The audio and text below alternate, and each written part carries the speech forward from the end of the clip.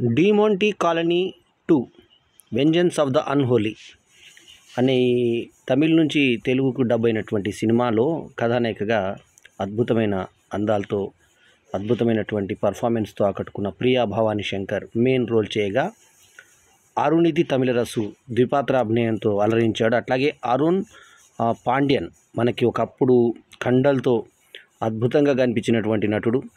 రామ్కీతో కాంబినేషన్లో కొన్ని సినిమాల్లో యాక్ట్ చేసిన అరుణ్ పాండ్యన్ ఆ తర్వాత సినిమాల్లో కొన్ని రోజులు గ్యాప్ ఇచ్చిన తర్వాత ఇందులో అంకుల్ పాత్రలో మనకు రిచర్డ్స్ పాత్రలో డాక్టర్గా కనిపిస్తాడు. హీరోయిన్ డెబీకి అంకుల్గా కనిపిస్తాడు ఈ సినిమాలో. సో డెబీకి శామ్ అనేటువంటి ఒక వ్యక్తి పరిచయం అవుతాడు. సో శామ్తో పిల్లలు కనాలన్న కోరిక ఉండగా ఆ శామ్ అనుకోని అనుమానాస్పద పరిస్థితిలో మరణిస్తాడు. అతని స్పర్మ్ని జాగ్రత్తగా పెట్టుకొని ఈమె ప్రెగ్నెన్సీ కోసం ట్రై చేస్తుంది. 2 సార్లు నెగిటివ్ వస్తుంది.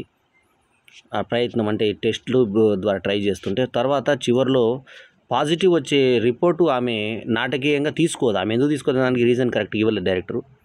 సో మీనాక్షి గోవిందరాజన్ ఒక ముఖ్య పాత్రలో చేసినటువంటి ఈ సినిమాలో సర్జోనా ఖాలిద్ ఇంకొక యాక్టర్గా, అట్లాగే అర్చన రవిచంద్రన్ మరో యాక్టర్గా నటించినటువంటి ఈ సినిమాకి R Ajay Gnanamuthu director cum writer, Bobby Balachandran, B Suresh రెడ్డిలు నిర్మాతలు కాగా శామ్ సిఎస్ మ్యూజిషియన్ అద్భుతమైన మ్యూజిక్ని అందించాడు శామ్.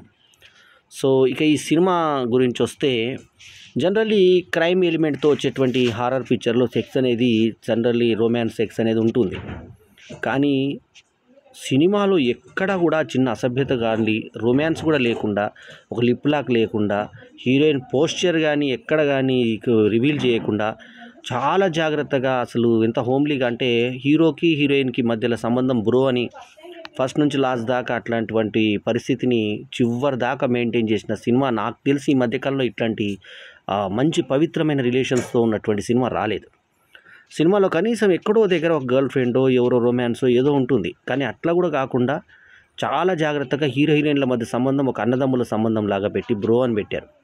చాలా అప్రిషియేట్ చేయదగ్గ విషయం. ఈ రోజుల్లో కూడా ఇంత కమర్షియల్ సినిమాలు వస్తున్న రోజుల్లో మరి ఇంత జాగ్రత్తగా ఒక వరుసలు కూడా ఒక అన్న తమ్ముడు అన్న వరుస పెట్టి సినిమాలో ఎక్కడ పాట అటువంటి సందర్భం లేకుండా, ఎక్కడ ఒక నగ్న దృశ్యం కానీ ఎటువంటి అరనగ్న దృశ్యం కానీ పావునగ్న దృశ్యం కూడా లేకుండా చాలా జాగ్రత్తగా తీసినటువంటి సినిమాని ఆకట్టుకునే విధంగా తీశాడు. ప్రియా భవానీ శంకర్ని ఇంకా స్కిన్ టైట్లో వెనక నుంచి చూసినప్పుడు మాత్రమే కొంచెం మనకి ఎరోటిక్ ఫీలింగ్, అసలు ఎక్కడ మనకి సినిమాలో ఎటువంటి భూతద్దం వెతికినా కూడా మీకు ఎటువంటి అసభ్యత కనబడదు, అంత జాగ్రత్తగా తీశారు. కానీ ప్రియా భవానీ శంకర్ అందం మాత్రం మైమురిపిస్తుంది మనకి. అంటే అందం అనేది మనకి ప్రదర్శిస్తేనే కాదు, ఒక హావభావాలతో కూడా అందంగా చూపించవచ్చు అని ఆ పర్ఫార్మెన్స్ ప్రియా భవానీ శంకర్ స్టార్టింగ్ నుంచి లాస్ట్ దాకా ఆమెనే స్క్రీన్ మీద కనబడుతుంది మనకి.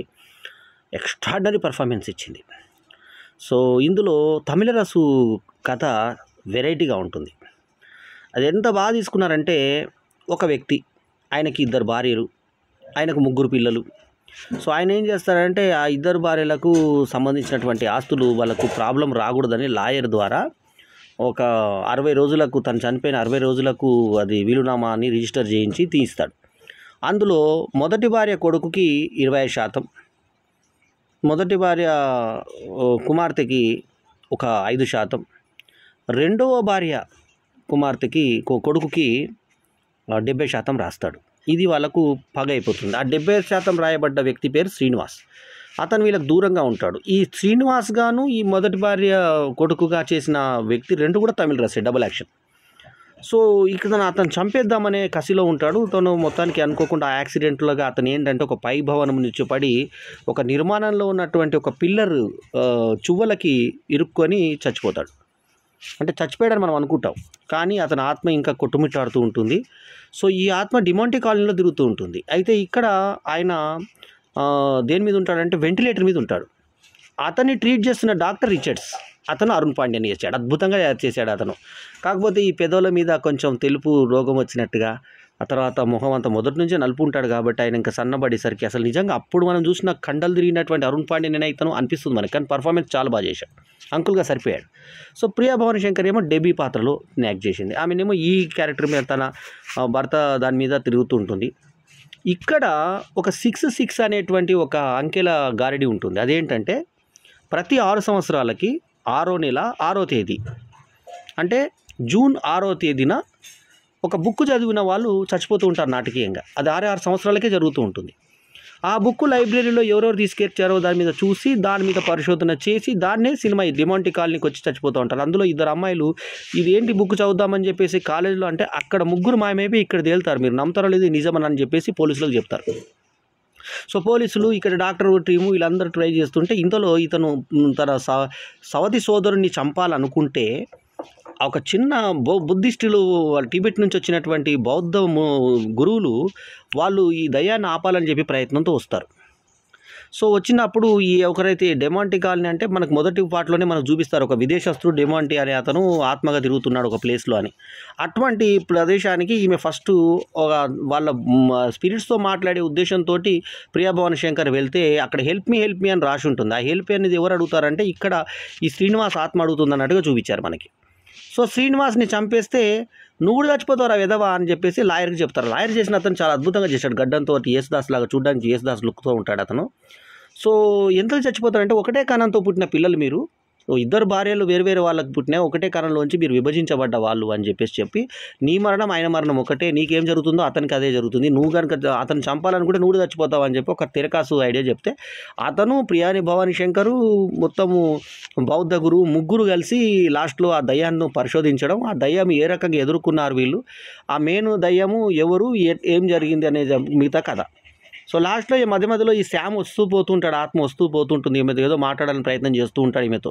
సో ఆ సందర్భంగా విఎఫ్ఎక్స్తో గబ్బిలాలు రావడము, తర్వాత ఆ గబ్బిలాలన్నీ చుట్టుకోవడము, గాళ్ళు అంతా తేలిపోవడము, ఇలాంటి పైకి కిందికి రావడము, ఆత్మ ఏ రకంగా వస్తుంది పోతుంది అనేది, ఆ ఉల్టా టంగాల్చినటువంటి శరీరాలు ఏ రకంగా ఉంటాయి, ఆ డెమాంటి కాలనీకి వెళ్ళినప్పుడు ఎలాంటి భయోత్పాతాలు జరుగుతాయి అనేది మంచి హారర్ ఎఫెక్ట్స్ తోటి ఫ్యామిలీ ప్రేక్షకులు చూడదగ్గట్టుగా నీట్గా చాలా జాగ్రత్తగా తీసినటువంటి సినిమా. 2 గంటల 24 నిమిషాల నిడితో వచ్చిన ఈ సినిమా యూఏ సర్టిఫికేట్, యూ కూడా ఇవ్వదగ్గ సినిమానే, అంత నీట్గా తీశాడు సినిమాని. 23 ఆగస్టు 2024 అంటే 23 ఆగస్టు 2024 వచ్చినటువంటి ఈ సినిమా ఒక అద్భుతమైన సినిమా అనాలి. వెంజన్స్ ఆఫ్ ది అన్హోలీ అనేది మనకు క్యాప్షన్ కింద ఇచ్చారు ఇది. సో ఇది ముఖ్యంగా మనకు ఈ అమ్మాయి ప్రియా భవానీ శంకర్ యొక్క పర్ఫార్మెన్స్కి, ఆమె ప్రెజెన్స్కి మనకి ఇవ్వచ్చు అమౌంట్ అంతా కూడా. సో అందులో వాళ్ళు రన్ చేస్తున్నటువంటి హోటల్కి, రెస్టారెంట్ లాంటి హోటల్కి చిన్న పిల్లాడు రావడం, ఆ తర్వాత అతని శవం కావడం, ఆ తర్వాత వీళ్ళే దయాలుగా మారడం, వీళ్ళు టీవీలో వీళ్ళు కనిపించడం, ఆత్మలుగా జరిగినటువంటి విషయాలు జరగడం, అది ఊహించినటువంటి తీరు ఏదైతే ఉందో అది ఆకట్టుకునే విధంగా డిమాంటి కాలనీ 1 కన్నా కూడా డిమాంటి కాలనీ 2 బాగుండి, ఎందులో ద ఎండ్ ఈ సో ఫార్ అని రాసి డిమాంటి కాలనీ 3 వస్తుందని చెప్పి మళ్ళీ మనకి రోగం ఒకటి ఉందిగా మన సినిమాలకి, సెకండ్ పార్ట్ అయిపోతే థర్డ్ పార్ట్ వస్తుందని, అట్లాంటిది దీనికి కూడా ఉంది. కాకపోతే ఏంటంటే ఇది కొంచెం మొదటి పార్ట్ కన్నా కూడా సెకండ్ పార్ట్ చాలా బాగా వచ్చింది. ముఖ్యంగా ప్రియా భవానీ శంకర్ ప్రెజెన్స్ వల్ల వచ్చింది. ఆమె ముఖము హావభావాలు, లాస్ట్లో క్లైమాక్స్లో కూడా సిస్టర్ నాకు హెల్ప్ చేయని చెప్పి అతను పైకి వెళ్తున్నప్పుడు ఆమె జారి కింద పడి ఆ శామ్ కనబడ్డప్పుడు శామ్ అని పిచ్చిగా చేస్తున్నప్పుడు ఆమె చూపించిన పర్ఫార్మెన్స్, వీళ్ళు ఒక సిలిండర్ తోటి వీళ్ళు ఉన్నారని చెప్పి ప్రెజెన్స్ అవతలకి వీళ్ళు కనబడతలేరు కాబట్టి ఆ కాపాడడానికి వచ్చిన లాయర్ ముందు వీళ్ళు కనబడాలని ఫోన్ తోటి ఇది చేసి రింగ్ చేసినటువంటి సన్నివేశము, ఆ పగలగొట్టినప్పుడు బయటకు వచ్చేటువంటి సందర్భంలో మళ్ళీ అట్లాగే ఆ తలుపు ఏర్పడడం అనే మాయ వింత విశేషాలన్నీ కూడా చాలా విచిత్రంగా ఉంటాయి సినిమాలో. సో ఓవరాల్గా ఈ సినిమాకు నేను ఇచ్చినటువంటి rating 4/5 is my review rating. ఎందుకంటే Demonte colony 2 vengeance of the unholy అనే సినిమాకి టిబిట్స్ వీళ్ళని పెట్టి వాళ్ళ దగ్గర ఒక ఆయుధం పెట్టినట్టుగా, ఆ ఆయుధం ఎంతోమంది మత గురువులు పెట్టి చేసినట్టుగా మంచి సబ్జెక్ట్ ఉన్న సినిమా ఇది. ఇందులో బుక్ల మీద కథ ఉంది. ఆ బుక్ల మీద వచ్చినటువంటి శ్రీనివాస్ యొక్క కవల సోదరుల యొక్క కథ ఏం జరిగింది అనేది, వాళ్ళిద్దరి మధ్య ఒక ఆస్తి పంపకాల గొడవ ఉంది. అందులో అమ్మాయి ఉంటుంది. ఆ అమ్మాయి తండ్రి ఫోటో మీద ఉమ్మేసి చెప్పు విసిరేసి, అరే నాకు సగం భాగం వేయలే కదా, కోర్టుకు వెళ్ళి తేల్చుకుంటానని చచ్చిపోయిన తండ్రిని తిట్టే సన్నివేశం. తర్వాత అన్న చచ్చిపోతాడని తెలిసినప్పుడు ఆమె నంగనాచి ఏడవడము, లాయర్ని ఇతను కొడుతుంటే ఆ లాయరు భయంగా ఏదైనా చేస్తాను మీకు సాధిస్తాను, ఆ శ్రీనివాస్ అడ్రస్ దొరికింది నాకు అని చెప్పి వెళ్ళడము. ఆ తర్వాత అతను బెడ్ మీద ఉన్నప్పుడు అతను గాల్లో ఆత్మ లేపేయడము. ఆ తర్వాత ఇక్కడ ఇతను ఈ ప్రియా భవాని శంకరు ఈ బౌద్ధ గురువు కలిసి ఒక దగ్గరికి వెళ్ళినప్పుడు అక్కడ ఇరుక్కోవడం, డిమాంటి కాలనీకి పోలీసులతో వీళ్ళు వెళ్ళడం, అక్కడ మొత్తం అన్ని చుట్టుపక్కల కూడా అంత ప్యాకేజ్డ్ సెక్యూరిటీ ఉన్నా కూడా లోపలికి ఆ ముగ్గురు అమ్మాయిలు రావడము, ఆ తర్వాత పడిపోయిన అమ్మాయిలను లోపలికి వెళ్ళి ట్రీట్మెంట్ చేసినప్పుడు మేము ఇక్కడ అనుకోకుండా అక్కడి నుంచి వచ్చామని చెప్పడము, వాళ్ళ దగ్గర ఒక హారం ఉందని చెప్పడము, ఆ హారము ఇతని జోబులో అమ్మాయి వేయడము, ఎవరు నువ్వు దొంగిలించావని చెప్పి రవీంద్ర అని అన్నప్పుడు నేను దొంగిలించలేదని చెప్పి అతను అనడం శ్రీనివాస్ యొక్క కవల. సో ఆ తర్వాత ఏం జరిగింది ఏం సంగతి అనేది చివరి ఆఖరిని ఒక మంచి క్లైమాక్స్తో సినిమా ఎండ్ చేసి దాని సినిమాకి ముగింపు కూడా ట్విస్ట్ కూడా బాగా ఇచ్చాడు. ఫస్ట్ నుంచి లాస్ట్ దాకా పాటలు పద్యాలు ప్రేమలు గోలలు సెక్స్లు ఏవి లేకుండా చాలా నీట్గా, ఫైట్లు కూడా లేకుండా చాలా నీట్గా demand colony 2 vengeance of the unholy అనే ఈ అద్భుతమైన సినిమాకి అసలు ప్రేక్షకులు అలా మంత్రముగ్ధులయ్యే విధంగా ఈ విఎఫ్ఎక్స్లు ఉన్నాయి. విఎక్స్ చాలా బాగుంది, ఎఫెక్ట్స్. సో అద్భుతంగా చేసినటువంటి ఈ సినిమాకి ఇప్పుడు పోటీ లేకపోవడం ఒకటి కలిసి వచ్చే అంశం కాగా, మరి ప్రచారం సరిగ్గా లేదు కానీ అసలు Demonte colony 2 vengeance of the unholy ఒక మంచి సినిమాగా నిలబడేటువంటి అవకాశాలు ఉన్నాయి. ముఖ్యంగా ప్రియా భవాని శంకర్ వల్ల ఈ సినిమా ఎక్కువ నిలబడింది. అరుణ్ పాండ్యన్ అభిమానులు మరోసారి ఆయన్ని చూసుకునేటువంటి అవకాశం కూడా కల్పించినటువంటి సినిమా ఇది. సో ఈ సినిమాకి ఎక్కువ క్రెడిట్ మనము ఆర్జే జ్ఞానముత్తుకి వెళ్తుంది, రైటర్ అండ్ డైరెక్టర్. అట్లాగే శ్యామ్ సిఎస్ కూడా అద్భుతమైనటువంటి సంగీతాన్ని ఆర్ఆర్ని అందించాడు.